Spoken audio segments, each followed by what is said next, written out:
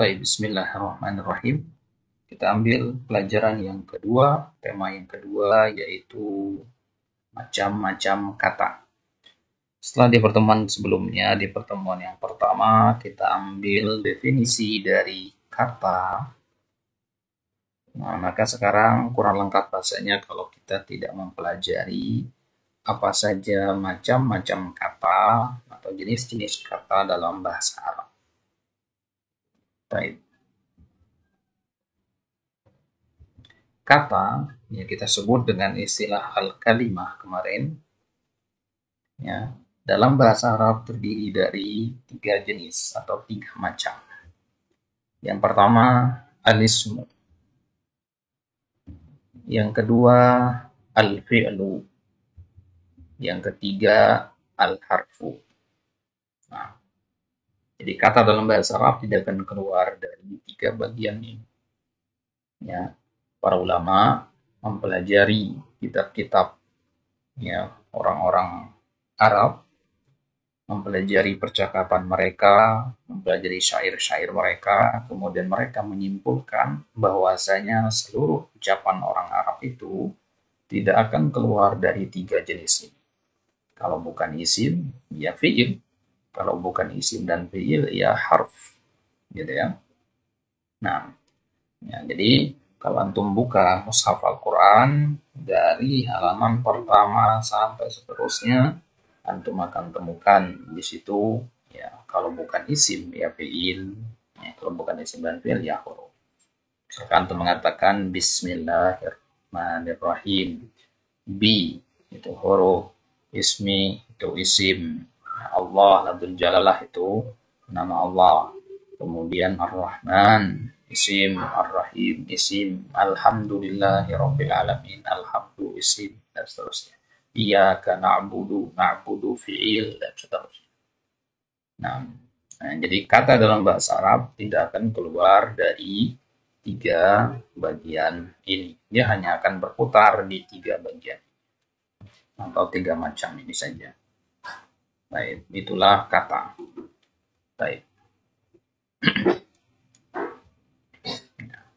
Jenis yang pertama tadi adalah isim, ya, atau alismu.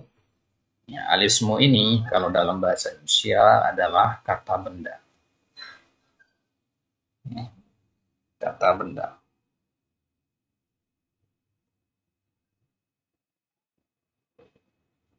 Baik, jadi alismu adalah kata benda. Apa definisinya?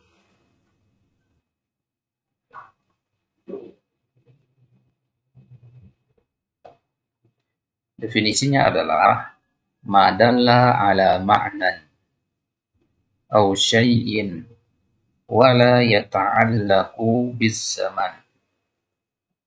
Madalla ala ma'nan aw syai'in wala yata'allaqu bis zaman. Definisi dari isim dalam kitab-kitab para ulama adalah ma, artinya suatu kata yang dalla, menunjukkan, ala maknan, atas suatu makna.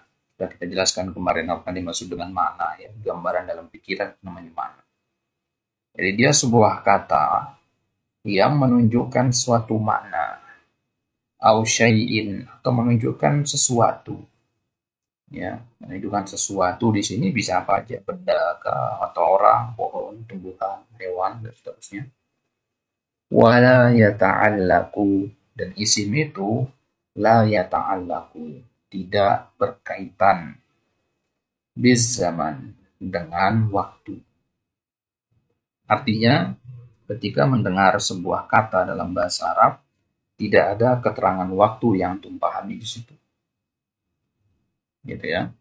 Nah, jadi isim itu yang pertama dia menunjukkan sebuah makna atau seseorang atau sesuatu, ya, sebuah benda kah, nama orang kah, pohon, tumbuhan, dan seterusnya. Dan yang kedua, la yata'allaqu biz zaman.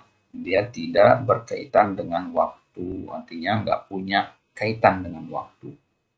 Ya, dalam bahasa Indonesia saja ketika untuk menggunakan kata benda, semisal, ya, masjid. Ya, Untuk mendengar kata masjid, ada keterangan waktu di situ? Tidak ada. Tapi kalau untuk mengatakan telah pergi, ya ada keterangan waktu di situ, ya telah pergi. Tapi kalau telah masjid, tidak bisa. Ya. Artinya isim itu dia hanya menunjukkan makna pada dirinya sendiri, ya, dan dia tidak terikat dengan garis waktu, ya sekarang, ya kemarin atau besok. Baik, itu isim atau kata benda. Kemudian yang kedua adalah al-fi'il tadi, atau kata kerja. Yang definisinya adalah ma dalla ala hadatsin wa yata'allaqu biz zaman. Nah, yang berwarna merah inilah perbedaan antara isim dan fi'il.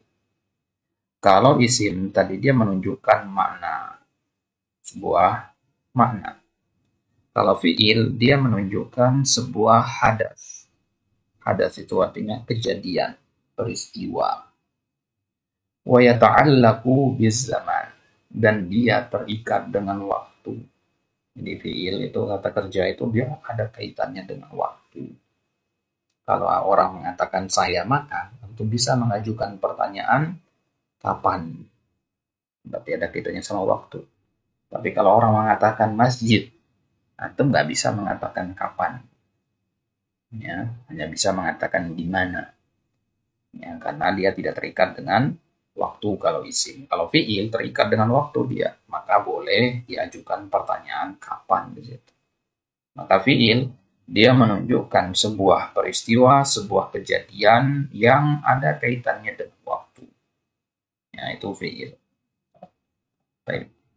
Kemudian yang ketiga, al-harf, huruf. Ya, definisinya apa?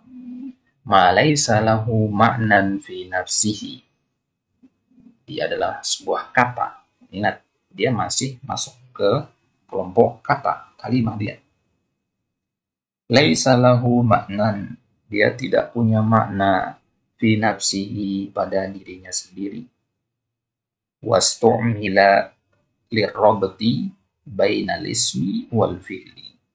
Dan dia digunakan ustumila lirrabti untuk mengikat bainal ismi antara kata kerja, kata benda, wal fi'li dan kata kerja.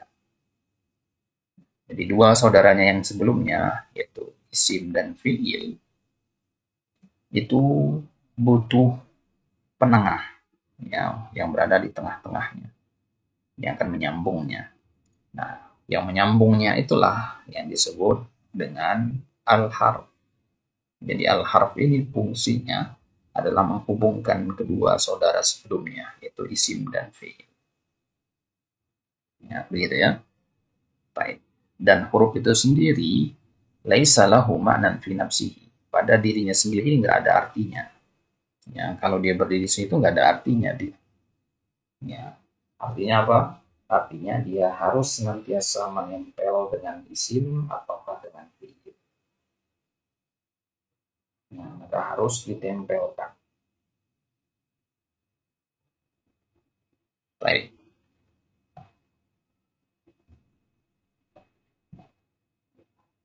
Nah, maka cara gampang untuk mengingatnya adalah ismun, ya, itu dia menunjukkan sebuah makna minus zaman. Ya, minus zaman. Ya, artinya dia hanya memiliki makna, ya, tidak berkaitan dengan zaman. Zaman artinya waktu. Misalkan kata Alkitabu. Nah, ini ada maknanya nggak? Ada. Sebuah buku maknanya. Tapi ada waktunya? Tidak ada. Ya, inilah isim. Baik. Dan yang kedua fi'il. Fi'il itu ya, kemudian hurufnya. Kalau fi'il itu dia menunjukkan hadas dan zaman sekaligus. Ya, hadas itu kejadian, zaman itu keterangan waktu. Nah, kalau huruf itu laisa lahu ma'nan fi nafsihi. Dia nggak punya makna sama sekali kalau berdiri sendiri. Dia punya makna nanti kalau nempel dengan isim dan fi'il. Ya, contoh fi'il adalah yadhabu. Yadhabu ini kalau diterjemahin artinya ya, sedang pergi. Ya, ada hadasnya, ada itu pergi. Ada zamannya, ada itu sedang. Nah, kalau huruf apa contohnya? Contohnya fi. Ya, fi ini ya dalam bahasa Arab bisa artinya di dalam, ya, banyak artinya.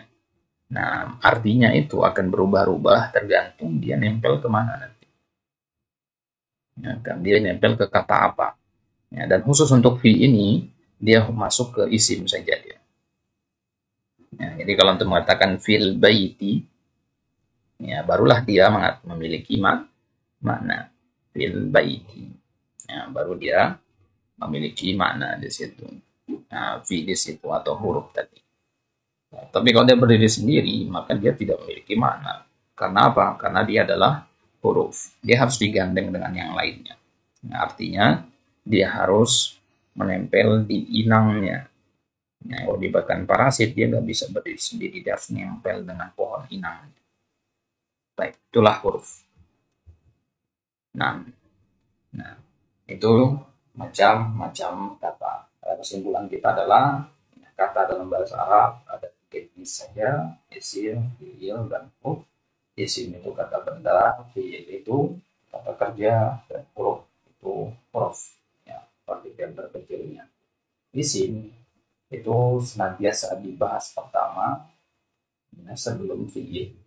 Kenapa? Ya, karena isim itu menurut sebagian ahli nahwu merupakan asal dari kata kerja. Makanan itu adalah asal dari kata makan, memakan, dimakan.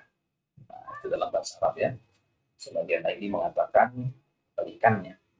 Nah, maka di kesempatan selanjutnya, di pertemuan yang ketiga, kita akan bahas tema baru, yaitu pengertian dari isim.